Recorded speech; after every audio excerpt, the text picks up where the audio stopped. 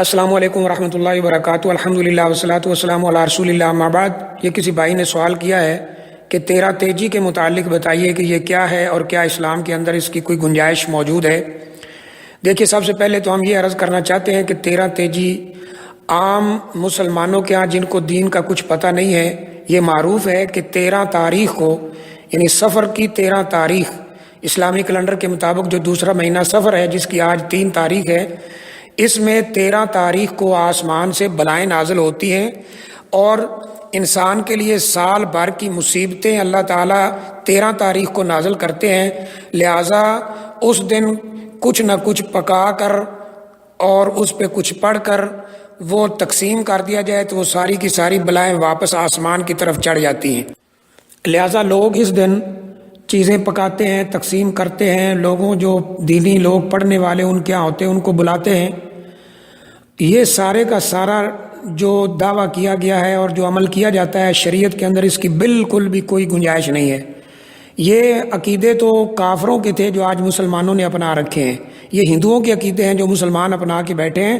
رسول اکرم صلی اللہ علیہ وسلم نے تو فرمایا لا عدویٰ ولا طیرہ ولا حامہ ولا سفر، فرمایا کوئی چھوت چھات نہیں ہے، کوئی بیماری اپنے آپ دوسرے کو نہیں لگتی، متعدی نہیں ہوتی، اور نہ ہی کسی پرندے سے یا کسی درخت سے یا کسی جگہ سے یا کسی انسان سے بدشگونی لی جا سکتی ہے، اور نہ ہی کوئی پرندہ الو وغیرہ منحوس ہوتا ہے، اور نہ ہی آخری لفظ جو آپ نے بولا یہ ہے کہ نہ ہی کوئی مہینہ یعنی سفر مہینہ یہ منحوس ہے۔ اسے مکہ والے منحوس سمجھتے تھے، مسلمان جب اس کو منحوس سمجھ رہے ہیں تو بہت ہی تعجب ہوتا ہے۔ مکہ والے اس کو اس لیے منحوس سمجھتے تھے کہ اس سے پہلے جو 3 مہینے مسلسل ہیں، ذی القعدہ، ذو الحج اور محرم، یہ حرمت والے مہینے ہیں۔ حرمت والے مہینے 4 ہیں، چوتھا رجب ہے، یہ 3 اکٹھے آتے تھے، ان میں لڑائی بند رہتی تھی۔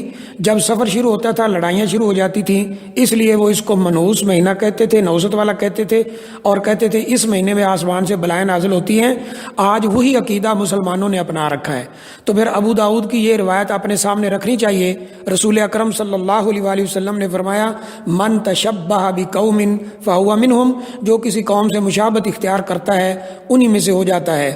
کچھ لوگ بعض ایام کو جیسے منگل کو بہت سخت دن سمجھتے ہیں، کچھ بدھ کو سخت دن سمجھتے ہیں، اور کچھ اس مہینے کو نوزت والا سمجھتے ہیں۔